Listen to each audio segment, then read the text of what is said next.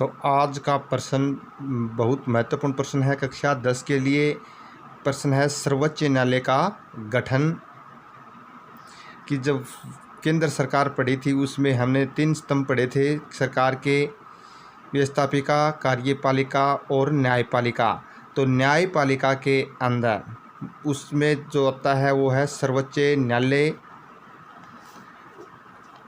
Supreme court, इसको हम supreme court भी कहते हैं। भारत का सर्वोच्च न्यायालय है, ये भारत देश का सर्वोत्तम न्यायालय है। इसके निर्णय सभी जगह मान्य होंगे, इसके निर्णय अंतिम रूप से मान्य होते हैं, अंतिम अपीलीय न्यायालय भी कहते हैं। तो इसके गठन के बारे में पढ़ेंगे आज। गठन है, पहला पॉइंट है न्यायाधीशों की संख्या, कि सर्वोच्च न्यायालय में न्यायाधीशों की संख्या कितनी होगी। तो मूल संविधान में न्यायाधीशों की संख्या 8 थी। मूल संविधान का मतलब जब 26 जनवरी 1950 को ये लागू हुआ था, उस टाइम संविधान में था कि बात लिखी गई थी कि न्यायाधीशों की संख्या 8 होगी, जिसमें एक मुख्य न्यायाधीश और 7 अन्य न्यायाधीशों की व्यवस्था की गई थी। तो मूल संविधान में न्यायाधीशों की संख्या कितनी थी? 8 थी, जिसमें एक मुख्य न्यायाधीश, 7 अन्य न्यायाधीश थे। परंतु 2008 के बाद न्यायाधीशों की संख्या 31 कर दी गई है, जिनमें एक मुख्य न्यायाधीश और 30 अन्य हैं। तो वर्तमान में सर्वोच्च न्यायालय के न्यायाधीशों की संख्या कितनी है? 31 है,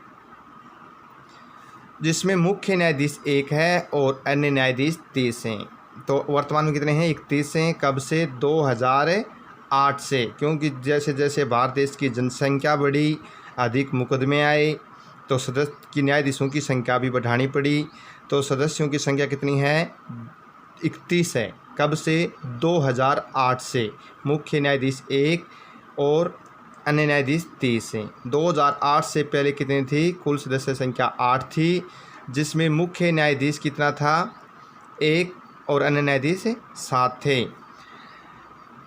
अब कि संसद के द्वारा इनके सदस्यों की संख्या को बढ़ाया जा सकता है, घटाया जा सकता है। इनके वेतन के बारे में, इनके कार्य क्षेत्राधिकार के बारे में सभी निर्णय को लेता है संसद लेता है। वर्तमान में सर्वोच्च न्यायालय व उच्च न्यायालय में न्यायाधीशों की नियुक्ति कॉलेजियम व्यवस्था से की जाती है। तो न्यायाधीशों की जो नियुक्ति होती है वो कौन करता है? देश का राष्ट्रपति करता है। कौन करता है? राष्ट्रपति। ठीक है, देश का राष्ट्रपति इनकी नियुक्ति करता है। और नियुक्ति किस आधार पर की जाती है? वर्तमान के अंदर कॉलेजियम पद्धति के द्वारा की जाती है। ये कॉलेजियम पद्धति क्या होती है कि जब राष्ट्रपति किसी न्यायाधीश की नियुक्ति करता है, उससे पहले मुख्य न्यायाधीश, एक तो मुख्य न्यायाधीश होगा और 4 वरिष्ठ न्यायाधीश होंगे, उनसे राष्ट्रपति क्या लेगा? राय लेगा। और ये एक पत्र लेकर किसी व्यक्ति का नाम राष्ट्रपति के पास भेजते हैं और राष्ट्रपति उनमें से सर्वोच्च न्यायालय के न्यायाधीश के पद पर नियुक्त करता है। तो उसे क्या बोलते हैं? कॉलेजियम व्यवस्था बोल दी जाती है। अब है योग्यता। वह भारत का क्या होना चाहिए? नागरिक होना चाहिए। दूसरा है वह किसी भी उच्च न्यायालय में 5 वर्ष तक न्यायाधीश के रूप में कार्य कर चुका हो, कि 5 वर्ष तक किसी भी उच्च न्यायालय में न्यायाधीश के रूप में कार्य कर चुका हो, या किसी भी न्यायालय में 10 वर्ष तक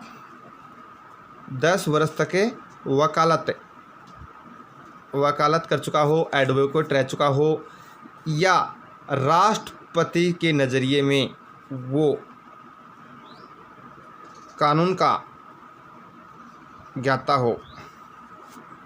ठीक है, ये हैं योग्यता। वह भारत का नागरिक होना चाहिए, वह 5 वर्ष तक उच्च न्यायालय में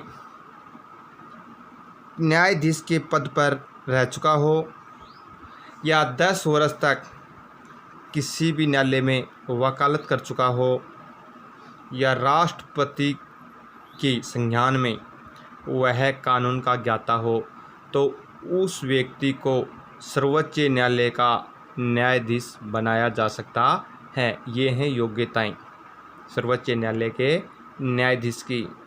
अब है कार्यकाल। सर्वोच्च न्यायालय का प्रत्येक न्यायाधीश अपने 65 वर्ष की आयु तक अपने पद पर आसीन रह सकता है। तो कार्यकाल क्या है? 65 वर्ष की आयु तक। जैसे कोई व्यक्ति 63 वर्ष की उम्र में सर्वोच्च न्यायालय का न्यायाधीश बना तो वो कितने वर्ष रह सकता है? बस पद पर 2 वर्ष तक रह सकता है। तो परंतु 2 वर्ष के बाद, चाहे उसका कार्यकाल 6 वर्ष का हो, 5 वर्ष का हो, 2 वर्ष के बाद उसे क्या करना पड़ेगा? अपना त्यागपत्र देना पड़ेगा, क्योंकि अधिकतम आयु सीमा कितनी है? 65 वर्ष है। 65 वर्ष से अधिक अपने पद पर आसीन नहीं रह सकता। महाभियोग। महाभियोग के द्वारा भी सर्वोच्च न्यायालय के न्यायाधीश को पद से हटाया जा सकता है। और महाभियोग कौन लाएगा? संसद लाएगा। संसद के द्वारा न्यायाधीश को उसके पद से हटाया जा सकता है यदि संसद में दोनों सदन अलग अलग अपने कुल सदस्यों के 2/3 बहुमत से इसको अयोग्य प्रमाणित कर देते हैं, तो भारत के राष्ट्रपति आदेश से उसे न्यायाधीश को अपने पद से हटना पड़ेगा।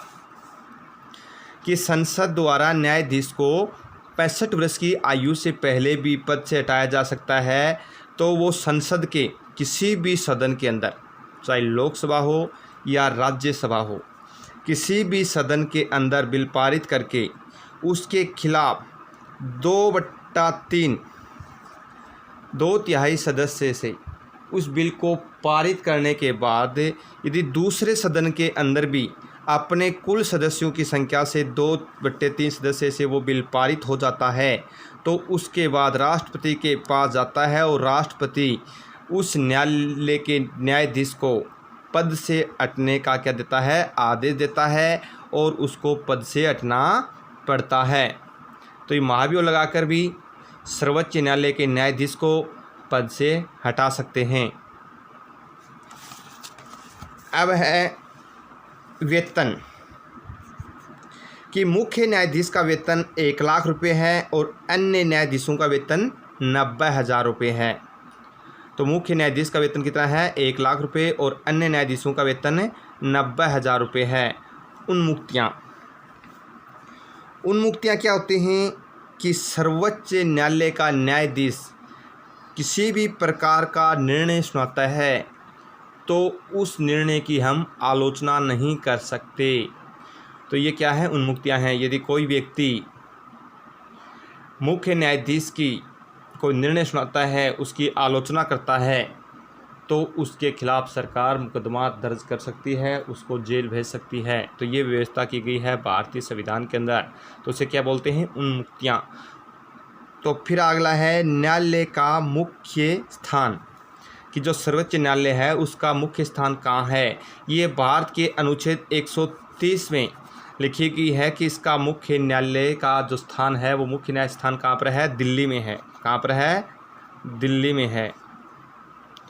अब है न्यायाधीश पर प्रतिबंध। तो न्यायाधीशों पर कुछ प्रतिबंध भी लगाया गया है कि जब सर्वोच्च न्यायालय का न्यायाधीश अपने 65 वर्ष की आयु पूर्ण हो जाने के बाद, सेवानिवृत्त होने के बाद या संसद के द्वारा महाभियोग लगाकर उसे पद से हटा दिया जाता है, तो उसके बाद वह किसी भी न्यायालय के अंदर वकालत नहीं कर सकता। तो ये है प्रतिबंध है कुछ। तो ये पढ़ा हमने सर्वोच्च न्यायालय का गठन है, बहुत महत्वपूर्ण प्रश्न है। इसके अंदर कुछ पॉइंट है। पहला है न्यायाधीशों की संख्या। एक बार दोबारा दोहराते हैं। न्यायाधीशों की संख्या जब मूल संविधान था उस टाइम पर इनके सदस्यों की संख्या 8 थी, 1 मुख्य और 7 अन्य। 2008 के बाद इनकी कुल संख्या 31 हो गई है और मुख्य न्यायाधीश 1, अन्य 23 इनकी नियुक्ति कौन करता है? राष्ट्रपति करता है। ठीक है। वर्तमान में सर्वोच्च न्यायालय के और उच्च न्यायालय में न्यायाधीशों की नियुक्ति के लिए एक पद्धति अपनाई गई है, उसका क्या नाम है? कॉलेजियम पद्धति। ये क्या होती है कि राष्ट्रपति एक मुख्य न्यायाधीश से और 4 वरिष्ठ न्यायाधीशों से कुछ राय मांगता है कि आपकी राय के अनुसार, आपकी विवेक के अनुसार कि कौन व्यक्ति न्यायाधीश के पद पर अच्छी तरह कार्य कर सकता है, तो उसके लिए उनसे राय मांगता है। उसे बोलते हैं कॉलेजियम व्यवस्था। वे वरिष्ठतम न्यायाधीश और एक मुख्य न्यायाधीश, पांचों व्यक्ति मिलकर किसी व्यक्ति का नाम लेकर राष्ट्रपति के पास प्रेषित करते हैं। राष्ट्रपति उसे मुख्य न्यायाधीश पर क्या करता है? नियुक्त करता है। तो इसे कॉलेजियम पद्धति कहते हैं। योग्यता, वह भारत का नागरिक होना चाहिए। दूसरा है वह 5 वर्ष तक किसी भी उच्च न्यायालय के अंदर न्यायाधीश के पद पर रह चुका हो, या 10 वर्ष तक किसी भी न्यायालय में वकालत कर चुका हो, या राष्ट्रपति